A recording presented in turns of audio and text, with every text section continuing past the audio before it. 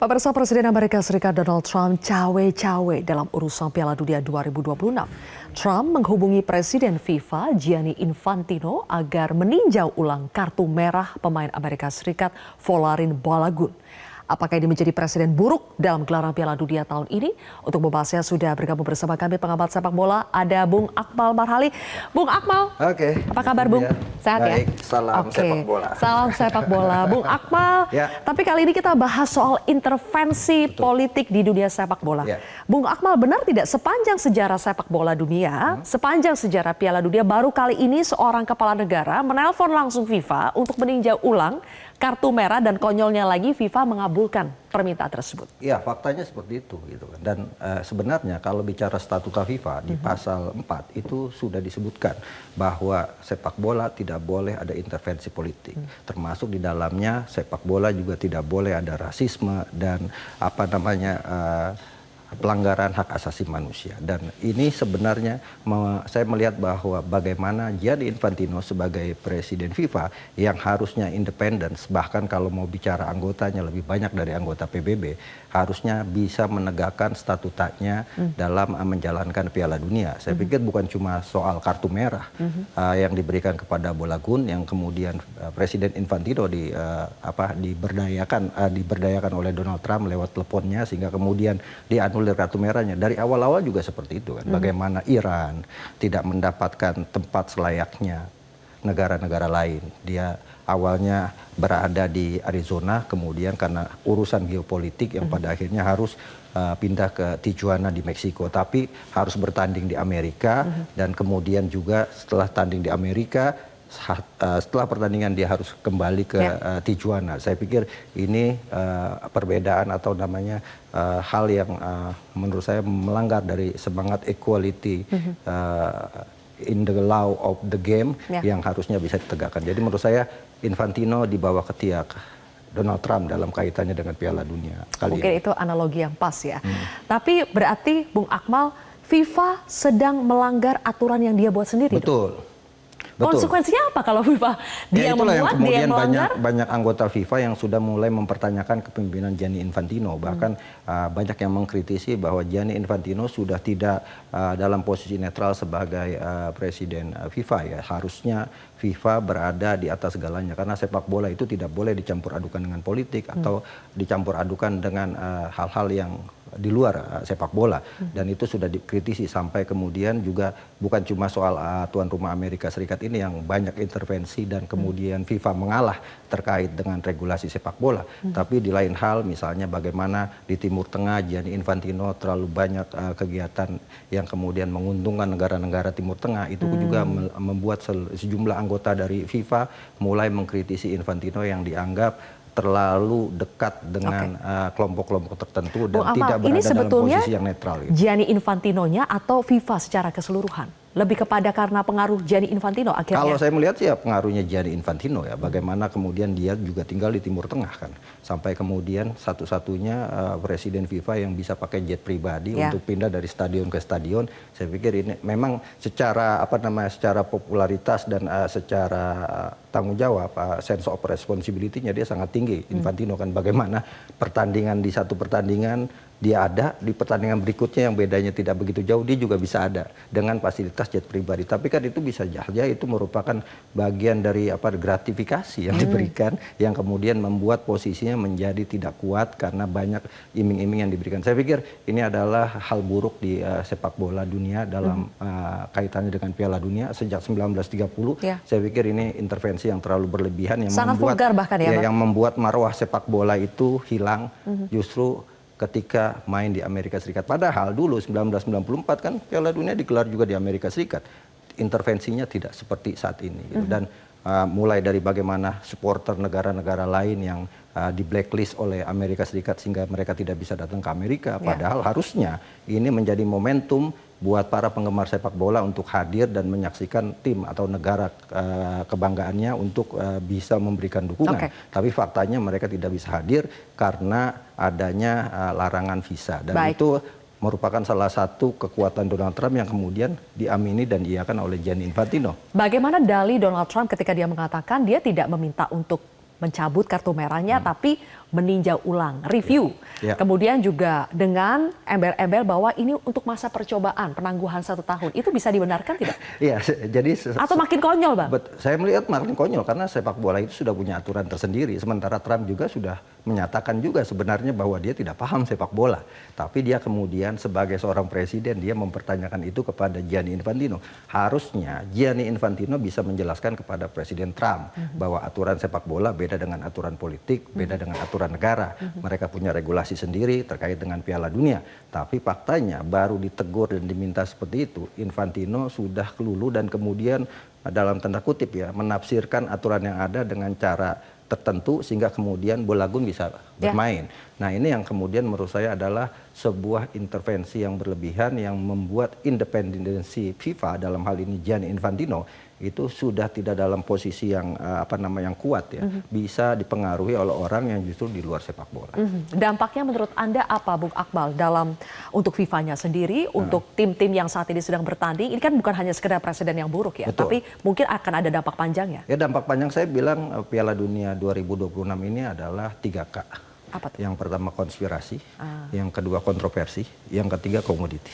Ya kan konspirasi ya terkait dengan banyaknya masalah-masalah geopolitik, masalah-masalah intervensi, termasuk bagaimana Trump mempengaruhi itu semua. Bahkan ketika Iran kemudian gagal di lolos ke babak 32 besar, Trump justru yang menyatakan senang sekali. Akhirnya Iran gagal lolos. Dan ada kasus di mana seharusnya Iran bisa menang melawan Mesir. Tapi faktanya di pertandingan itu gol Asia Mendy justru dianulir. Padahal itu harusnya bisa gol. Tapi dengan alih-alih VAR, seolah-olah ini adalah offset yang kemudian gol dianulir. Yang kedua kontroversi, banyak kontroversi yang terjadi di Piala Dunia kali ini. Salah satunya misalnya bagaimana Portugal berhadapan dengan dengan Kroasia, di mana harusnya Kroasia golnya di menit terakhir itu adalah gol yang sah, tapi kemudian gara-gara VAR dengan alasan mengenai rambut Matanovic sehingga kemudian dianggap offset dan akhirnya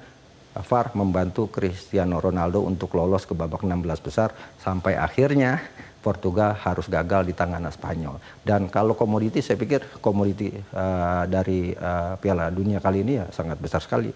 Ada produk Nike dan Adidas yang menjadi sponsor, termasuk diantaranya adalah bagaimana Cristiano Ronaldo dan juga Lionel Messi dijadikan sebagai sebuah komoditas. Kebetulan dua-duanya merupakan pemain maestro sepak bola dunia yang akan mengakhiri karirnya di panggung Piala Dunia di 2026 ini. Saya pikir 3 hal ini yang kemudian membuat Piala Dunia 2026 ini lebih banyak unsur non teknisnya dibanding unsur teknis sepak bola. Oke, sebelum kita beralih ya ke topik pertandingan Argentina dengan Mesir malam nanti, saya ingin tahu dulu ketika pada akhirnya Belgia menaklukkan Amerika Serikat dengan skor 4-1, itu hasil yang layak diterima oleh Amerika Serikat dengan segala intervensi politik di dalamnya. Saya pikir itu adalah karma yang harus terima oleh Trump. Kenapa dia sudah berusaha untuk membuat Amerika kuat dengan hadirnya Bolagun sebagai seorang striker, dengan kemudian melanggar aturan-aturan yang sudah dibuat oleh FIFA dalam regulasinya bahwa kartu merah tidak bisa dicabut, tapi kemudian karena Gianni Infantino bisa melunak dan memberikan kesempatan itu, akhirnya Bolagun bisa main. Ya akhirnya fakta di lapangan adalah Amerika Serikat tidak seperti tampil di babak sebelumnya atau di pertandingan-pertandingan sebelumnya. Kalah dengan skor telak 3-1 dari Belgia, yang padahal Belgia itu di babak penyisihan grup sampai babak 32 besar penampilannya tidak begitu maksimal ya. Tapi kemudian berhadapan dengan Amerika yang dalam tanda kutip mereka pastinya para pemain Belgia masuk ke lapangan sudah merasakan bahwa ada sisi non teknis yang kemudian memberikan keuntungan kepada Amerika, memberikan motivasi mereka untuk menunjukkan bahwa intervensi Donald Trump tidak bisa mengalahkan Belgia. Pesta gol jadi 4-1 ya. Oke, sekarang Bung Akmal kita akan pindah ke topik yang juga tidak kalah serunya adalah pertandingan antara Argentina versus Mesir. Betul. Di atas kertas statistically gimana tuh? Peluang keduanya siapa yang lebih mendominasi sebetulnya? Ya, sebenarnya ini adalah momentum buat Lionel Messi ya, di pertandingan ini. Apalagi salah satu rival terberatnya Cristiano Ronaldo harus angkat koper. Artinya tinggal Messi, seorang yang kemudian bisa memecahkan banyak rekor di Piala Dunia kali ini. Saat ini misalnya Messi sudah menjadi pemain dengan rekor penampilan terbanyak di Piala Dunia, 30 penampilan, mengalahkan yang lainnya. Kemudian yang kedua menjadi top scorer sepanjang masa dengan 20 golnya.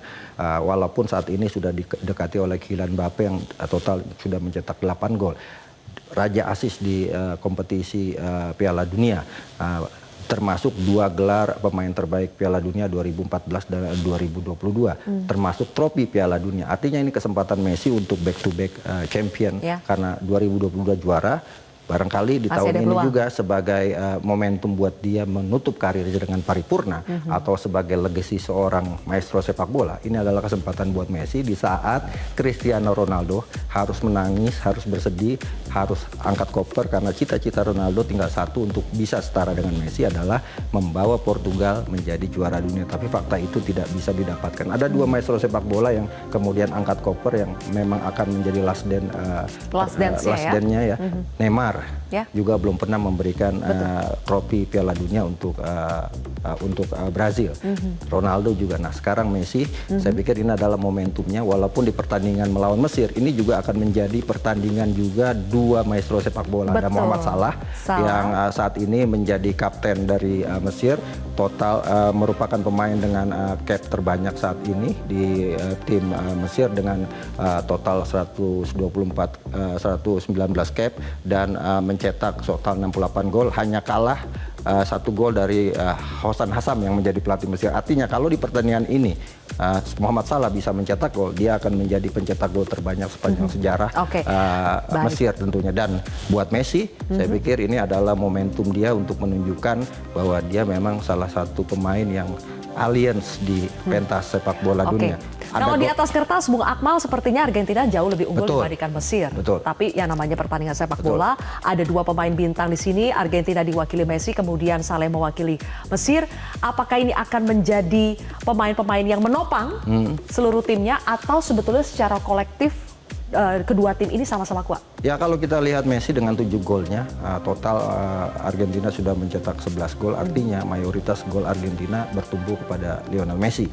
Bukan mustahil di pertandingan melawan Mesir ini Messi akan kembali mencetak gol. Karena Argentina saat ini beda dengan Argentina 4 tahun lalu. 4 tahun lalu mereka bermain kolektif. Tapi di Piala Dunia 2026 ini, para pemain Argentina itu bermain untuk Messi. Itu bisa dilihat salah satunya adalah bagaimana Messi sebagai raja Argentina di situ kan. Sepatu saja bisa berbeda. Yang lain pakai sepatu pink, hanya Messi yang pakai sepatu putih. Artinya apa? Artinya bagaimana Messi dilayani luar biasa oleh rekan-rekannya di tim nasional Argentina. Jadi mereka bermain untuk menyokong Messi. Untuk menyokong Messi. Setidaknya untuk menyokong agar Messi terus bisa mencetak gol sehingga kemudian memperkuat posisinya, memperkokoh posisinya sebagai raja sepak bola dunia. Nah, kalau Muhammad Salah saya pikir dia cetak 1 gol ketika di babak penyisihan grup, dan tanpa Salah saya pikir Mesir tidak bisa banyak berbuat ya.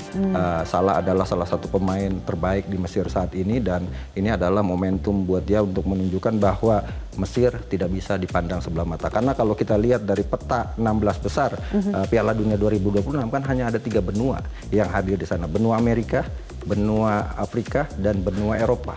Benua Afrika satu sudah lolos Maroko, tinggal Mesir apakah bisa mengikuti jejak Maroko. Sementara benua Amerika justru sudah ada sudah ada 4 negara yang tumbang, bahkan 5 negara yang tumbang. Yang pertama 3 tuan rumah, Amerika, kemudian Meksiko dan juga Kanada, ada Paraguay, ada juara 5 kali Brazil yang sudah tumbang. Jadi sebenarnya eksistensi benua Amerika ini akan dibawa atau diusung oleh Messi dan juga Kolombia yang akan bertanding setelah ini melawan Swiss. Saya pikir 2 bintang ini akan menjadi penentu pertandingan antara Argentina melawan Mesir, walaupun orang pasti menjagokan Argentina karena sepanjang sejarah kedua ini, pertemuan 2 tim ini, Argentina selalu menang dan tidak pernah kebobolan. Tidak pernah kebobolan. Oke, terima kasih Bung Akmal atas ulasannya.